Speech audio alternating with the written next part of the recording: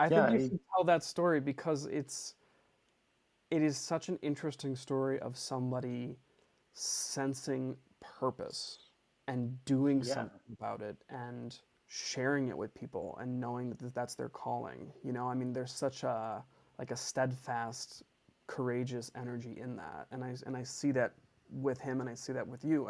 Like I have thought about like little you being imprinted on hmm. by this journey that he did. You want to tell that story because it's fascinating.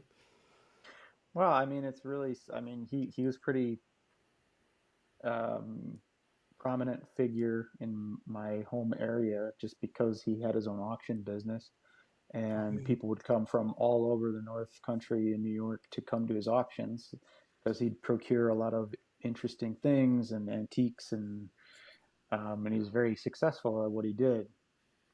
Um, but yeah, when he the way he told the story is that God came to him and told him that he must build a church, and he found God later in life. He was he was off the beaten path for a while, and then he said he found God, and he became a very, very religious person. His father is actually was a pastor who was Oh, I don't know if you'd say famous, but like pretty big in the area as well. Um, and so God told my grandfather to build a church, and so he did, right next to my house, right next to their house. I live in walking distance to my grandparents when I was younger, and the church was just on the other side of their house. And so he built this log cabin church. It looked just like something that you would build out of a box of Lincoln logs, literally like stacked logs. cool.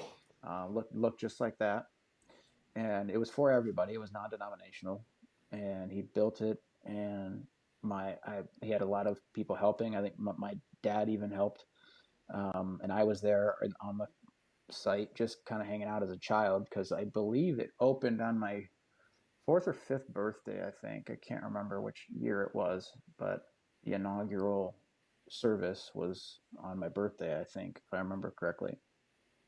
Um, but yeah, it was just like he received a message from what he believed to be God and did it. Just said, okay, that's what I'm supposed to do, and did it. And now there's a physical building standing where he decided that's where a building is going to go.